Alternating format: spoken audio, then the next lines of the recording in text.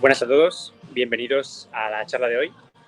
Me gustaría aprovechar este magnífico tema central de la Campus Party del Reboot para contaros sobre algo que creo que tiene especial relevancia en el futuro que viene, sobre todo en el contexto de la cuarta revolución industrial. Y es que si lo pensamos quizás en el progreso de todas las revoluciones industriales que han pasado, esta es la primera a la que es difícil anticipar cuál va a ser alguno de los futuros. Ahora no me veo en la pantalla compartida, Natalia. No sé si quieres.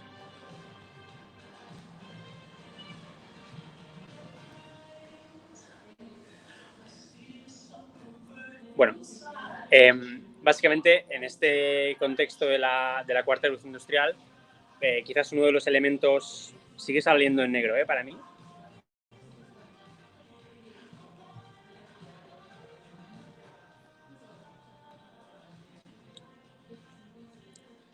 Puede ser que no esté cargando el Zoom.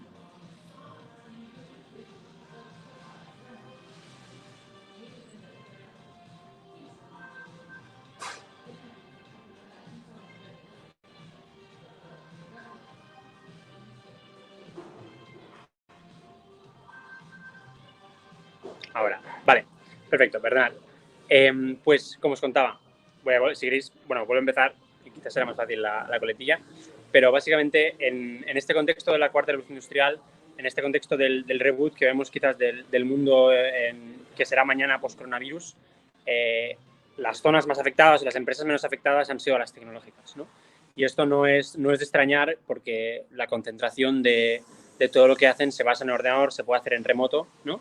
Y sobre todo va a tener una mayor importancia de cara al futuro.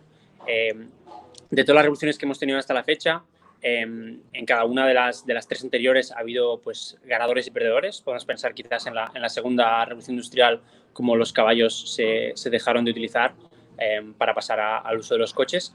Y quizás es la primera vez en la historia en la que nos vemos a nosotros, los humanos, como quizás el elemento que resulta ser prescindible, ¿no? Y si pensamos quizás en todo lo que nos ha llevado hasta aquí, ha sido sobre todo ese seguimiento de la ley de Moore, ¿no? Si pensamos en Silicon Valley en los años 70, cuando se crearon los primeros semiconductores de silicio, salió una teoría que en ese momento se vio como muy ambiciosa, que era que la capacidad de computación se iba a doblar cada X años, ¿no? Siguiendo la ley de Moore. Y como habéis visto, esta ley la hemos seguido cumpliendo con relativa capacidad. Quizás hasta ahora ya estamos llegando a un punto donde hay un límite físico y estamos pasando a la física cuántica para ver todo esto, pero lo más importante es que nos ha llevado, ¿no? Todo este proceso de crecimiento de computación, ¿no? Si antes, pues quizás con menos de la capacidad de los megas que tenemos en el móvil de almacenamiento, consiguieron llevar a Apolo 12 a la Luna, ¿no? Entonces, ¿qué es lo que nos ha traído toda esta gran capacidad de cómputo? Bueno, pues primero, sobre todo, social media, Facebook, Twitter, LinkedIn, casi nadie no está conectado a alguna de esas redes hoy en día. Realidad virtual y realidad aumentada, drones, incluso temas como blockchain, cripto y sobre todo la inteligencia artificial, ¿no? Bueno, ¿qué significa esto para mañana? En este momento, ¿no? En el que nos encontramos de incertidumbre, realmente pueden pasar muchas cosas según las decisiones que nosotros tomemos, ¿no?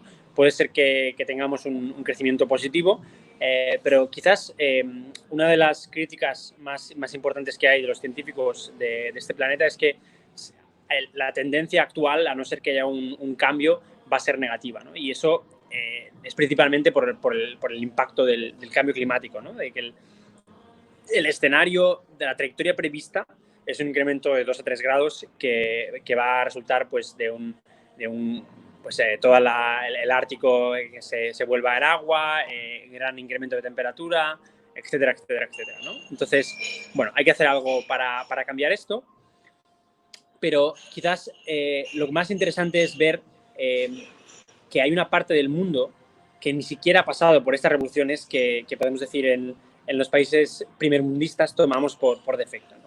De hecho, hay casi 1 billón de personas que no tienen acceso a la electricidad, es decir, no han pasado por la segunda revolución industrial, y hay otra gran amplio porcentaje de personas, sobre todo en África y en el sudeste asiático, que ni siquiera tienen un acceso viable, sostenible a Internet.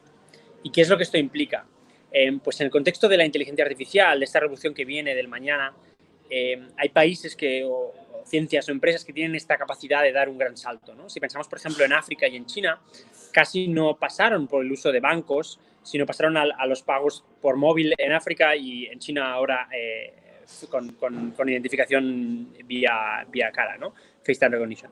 Entonces, ¿qué es lo que nos aporta esto? Pues por primera vez nos da la capacidad de que países que antaño estaban atrás den ese salto hacia adelante y se salten como una fase, uno de los procesos, ¿no? Y esto, como podemos ver, un poco la pregunta que yo me haría si estuviera pensando en la inteligencia artificial es, bueno, ¿y qué certeza tengo de que esto va a pasar, ¿no? Porque siempre viene un gurú, un profeta diciendo que va a pasar una religión, bueno, no quiero citar a Nostradamus, ¿no? Pero como que hay muchas teorías de lo que puede ser mañana. Bueno, pues quiero que veáis que el machine learning realmente, que es la esencia, el músculo de la inteligencia artificial, ha venido aquí para quedarse, ¿no? Y en este sentido va a seguir aumentando. La inteligencia artificial, ¿qué es lo que nos da? Sobre todo nos da tres cosas. La escalabilidad, es decir, pensar en cuánto tardaba en lanzarse una radio y alcanzar 50 millones de personas, pues 38 años, hace pues casi 200 años, casi 150, y WeChat, Twitter, que llegaron a esos procesos en cuestión de menos de un año, ¿no? Si pensamos ahora en TikTok, ¿no? En menos en pocos meses se ha hecho viral, todo el mundo lo usa. ¿Qué otro concepto? La inteligencia artificial, principalmente, lo que nos permite a nosotros es liberarnos de la única cosa por la que no podemos pagar, que es el tiempo, ¿no? Es decir, pensar en una cajera de supermercado o en un cajero de supermercado. Si antes teníamos una persona que estaba escaneando los ítems uno a uno y ahora hay una máquina, ahora hay un tiempo que esa persona puede utilizar para hacer otra cosa, ¿no? Y a la vez es muy atractivo para el empleado porque, de alguna manera, antes tenía un cierto número fijo de personas que podían trabajar 8 horas y ahora tengo un robot que puede hacer 16, 24, las que sean, ¿no? Y a nivel de dinero hay un riesgo, sobre todo con la inteligencia artificial, y es que concentra esta riqueza, ¿no? Es decir, la persona que hace una aplicación, como por ejemplo Uber, pues toma ese 25% de corte por cada viaje que antes iba hacia los taxistas, ¿no? Y esto lo podemos ver con el ejemplo del taxi, ¿no? Si pensamos en el tiempo, pues con los algoritmos llegan más rápido al sitio los taxis de Uber que un taxista normal. Con la escalabilidad, Uber se puede lanzar en directo a todo el mundo, y con el dinero, pues evidentemente Uber cobra esta comisión que antes iba para los taxistas o para Mastercard, en su caso con la tarjeta, ¿no? Y lo más interesante de todo esto es que el proceso de razonamiento de una máquina no es tan diferente del proceso de razonamiento de los humanos, ¿no? Como podemos pensar desde el inicio de los tiempos, tomábamos nuestros datos del entorno, teníamos un conocimiento innato y el instinto, y tomábamos una decisión, ¿no? Que era pues, salir corriendo cuando venía un depredador o no. ¿Qué ha pasado? Pues que la evolución se ha ocupado de todos esos humanos que no salían corriendo cuando venía un depredador, y ahora ya lo hacíamos por instinto, ¿no? ¿Qué pasaba? Pues que había instintos equivocados, es decir, a veces salíamos corriendo cuando quizás nos venía un mono, cuando en realidad teníamos que haber luchado, ¿no? Después hay cambios muy rápidos a los que no somos capaces de adaptarnos, y luego hay este efecto caos incontrolable de la naturaleza que pasa, ¿no? Y bueno, nosotros como humanos hemos evolucionado gracias a esos procesos biológicos y también esos modelos mentales, pero hoy en día podemos decir incluso que tenemos dos cerebros, ¿vale? Y ahora algunos quizás os habéis escandalizado, pero realmente me refiero a los dos cerebros que hay, ¿no? Con la edición del teléfono móvil.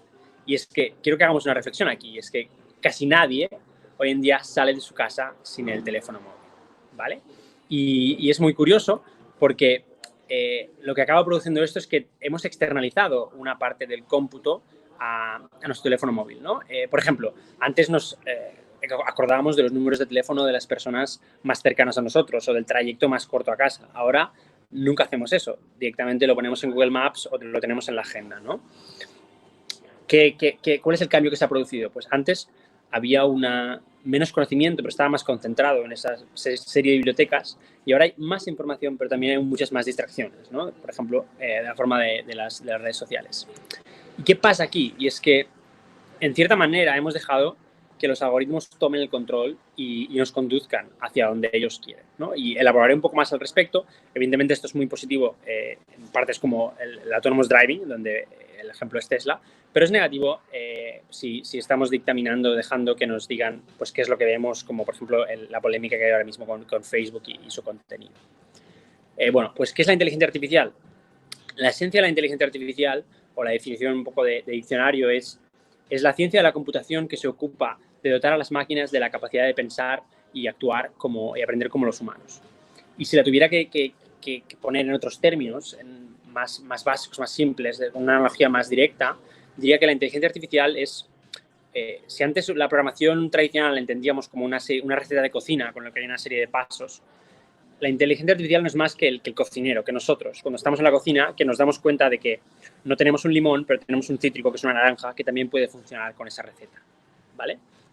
Entonces, vamos a ver un ejemplo. Por ejemplo, si os dijera que esto es un kurdim y veis la foto, si ahora os preguntara cuál es el kurdim, estáis de acuerdo que muchos de vosotros me diríais que es la C, ¿no? Pues fijaros que aquí os he mentido, porque el nombre no es kurdim. Kurdim es un nombre inventado, viene de Curse of Dimensionality. Este objeto seguramente no lo habéis visto nunca antes, y aún así habéis sido capaces de aplicar esta relación, ¿no? De las proporciones, el color, la forma. Fijaros que tenía todo había cambiado, pero habéis sido capaces de relacionar eso, ¿no? ¿Qué se debe a eso? Pues, de nuevo, a nuestro proceso de pensamiento. Tenemos una entrada, tomamos una decisión y se produce una acción. Si entráramos a muy, muy bajo nivel de lo que ocurre en nuestro cerebro, con cada pequeña activación, las dendritas van a un núcleo, que lo podríamos similar a un núcleo de ordenador, y esto activa otras neuronas en respuesta.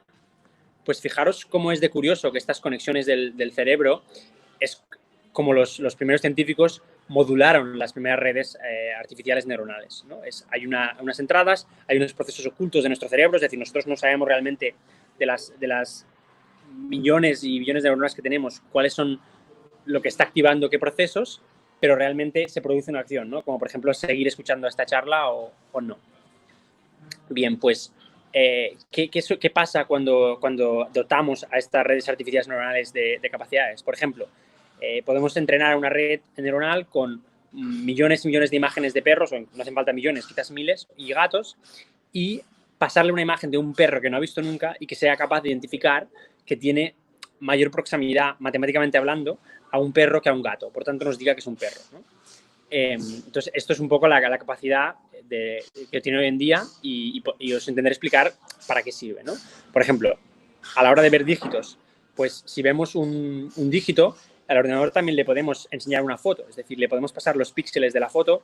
En este caso podéis ver el 8 que se forma por una intensidad entre blanco y negro, y después hace esta capacidad, este proceso interno oculto que lo que haría, pues quizás secciones de los números, y al final podéis ver aquí como con las mutaciones de los números acaba tomando una decisión sobre qué número es más probable que sea, ¿no? Esta es exactamente la misma manera en que nosotros lo haríamos como humanos. ¿Y qué pasa? Pues que esto dejar hacer a los algoritmos es muy productivo para algunas cosas, pero muy negativo para otras, ¿no? Y os voy a poner un ejemplo. Cuando yo voy a YouTube, lo que hago es, pues me interesan muchísimo los vídeos de la ciencia y quizás me pongo a ver el cohete de SpaceX que acaba de salir, veo otro vídeo del experimento, pero ¿qué pasa? Pasa que YouTube me conoce y al final me acaba enseñando ese vídeo de Rosalía con el que siempre acabo pasando unos minutos de más. ¿Por qué? Porque el incentivo de YouTube, de la plataforma, es que yo pase más tiempo allí porque da más dinero a Google por los anuncios, ¿no? Y esto pues puede ser muy positivo, pero a la vez puede ser muy negativo. Imaginaros, por ejemplo, si sois una persona a la que el algoritmo de conducción autónoma no ha aprendido a detectar y, por tanto, sencillamente os atropella, ¿no? ¿Esto a qué se debe? Pues se debe a que creamos distintos clústeres, los algoritmos crean distintos clústeres de grupos, ¿no? Aquí, por ejemplo, podéis ver que podría haber un grupo intermedio, pero que no es detectado por el algoritmo, ¿no? Y esto, pues, evidentemente, si entramos en temas como reclutamiento, ¿no? Podría ser negativo, temas como, de nuevo, las noticias falsas, y esto nos afecta. ¿Y cuál es la solución? Que realmente hay dos tipos de soluciones principales a este gran problema de los algoritmos, que es el sesgo. La primera es la explainabilidad, que es un campo de machine learning, podemos decir, bastante complejo, que intenta que los algoritmos, a la vez que calculen, expliquen por qué están tomando estas decisiones. Y la otra es que intentemos nosotros mismos eliminar estos propios sesgos que tenemos, que nosotros como humanos también tenemos. Es decir, si nosotros, por ejemplo, si una persona con gafas no nos cae bien y viene a hacer una entrevista para nuestro trabajo, pues no se lo decimos, pero realmente tomamos esa decisión, ¿no? Pues por primera vez con las máquinas tenemos la capacidad de que se vislumbren, de que se vean, de que se visualicen esos procesos de decisión, y la mejor manera de asegurar que sean justos y éticos para todo el mundo es que hay un perfil muy amplio de personas que se dediquen a este campo, ¿no? Por tanto, mi objetivo principal de hoy, convenceros que sí, vosotros también podéis aprender inteligencia artificial, y tiene muchísimo sentido porque, como habéis visto antes, es el futuro del mañana. Os voy a contar también el algoritmo que a mí me ilusionó para aprender sobre todo esto. Es que DeepMind, que es una rama de Google, creó un algoritmo en el que dan a este cuerpo humanoide la forma de aprender a caminar, ¿vale? O sea, de hecho, le incentivan para que llegue más lejos, pero no le dicen cómo se camina. Él lo puede aprender y enseñar por sí solo, ¿no? Y lo curioso de aquí es que consiguió replicar esa manera de caminar, podemos decir, pseudo-humana. Y lo que me incitó a pensar esto es, bueno, ¿cuánto tiempo se han conseguido replicar una de las cosas que nos hace únicos a los seres humanos? ¿Cuánto tiempo va a tardar a que repliquen emociones, que digamos que sea un elemento de Turing completo, ¿no? Bien, pues a la hora de hoy en día la inteligencia artificial, la gran ventaja que tiene es que principalmente está rompiendo barreras en muchos de los campos en los que antaño se consideraban los humanos como los mejores, ¿no? Por ejemplo, detectar cáncer de piel es un proceso particularmente complejo. Pues bien, hay un equipo de dermatólogos de la Universidad de Colorado y de Stanford que compitieron contra elementos de máquinas que sencillamente con grupos de fotos clasificadas sobre si había un inicio de cáncer o no, consiguieron ver cuál tenía más precisión, ¿no? Y la realidad es que aquí, en campos como la medicina, la inteligencia artificial realmente está siendo mejor que los humanos. Bien, pues, bueno, con mi énfasis de emplazaros a que aprendáis sobre esto, a que realmente no es tan complicado, a que todo se puede empezar, quizás os preguntaréis, bueno, pero ¿puedo empezar a aprender sobre esto? Y aquí quizás la historia es que yo cuando empecé no tenía ni idea, es decir, solamente me interesé, no sabía ni programar. Creamos una pequeña comunidad en Barcelona de gente que tenía intereses afines. Podéis ver que estábamos pues, justo en un sótano viendo clases de vídeos de YouTube, y ahora esto ha crecido a casi más de 25 ciudades con proyectos súper interesantes, como por ejemplo esta detección de barcos de refugiados en el Mediterráneo, ¿no? Y entonces un poco lo que os quiero emplazar es que todo el mundo empieza por alguna parte. No hay, realmente podemos decir, la programación es el inglés del mañana. Es decir, si lo pensáis en la generación de nuestros padres, había mucha gente que ha llegado a una barrera profesional porque no hablaba bien el inglés. Pues yo os vengo a contar aquí que la inteligencia artificial o la programación es el inglés del mañana. Por tanto, mejor aprenderlo hoy que no de aquí 10, 20 años. Y sobre todo que se pueden hacer cosas muy, muy interesantes, ¿no? Entonces, sobre esto, mis emplazamientos, si vais a aprender sobre inteligencia artificial, creo que lo más importante es buscar un grupo de gente, de amigos, de conocidos, que os motiven a hacer esto, ya sea porque os animan o porque están en el mismo proceso. Creo que esto es muy relevante. Y sobre todo, animaros a que lleguéis a donde creéis, a donde podéis estar, ¿no? No hace falta ser matemático, no hace falta ser físico, no hace falta ser ingeniero. La inteligencia artificial es una herramienta que se puede aplicar en cualquier campo, sea en la biología, sea en el derecho, sea en jardinería. Y sí, en jardinería tiene muchísimas aplicaciones. De hecho, puedes automatizar casi un jardín entero solo con cámaras y una Raspberry Pi.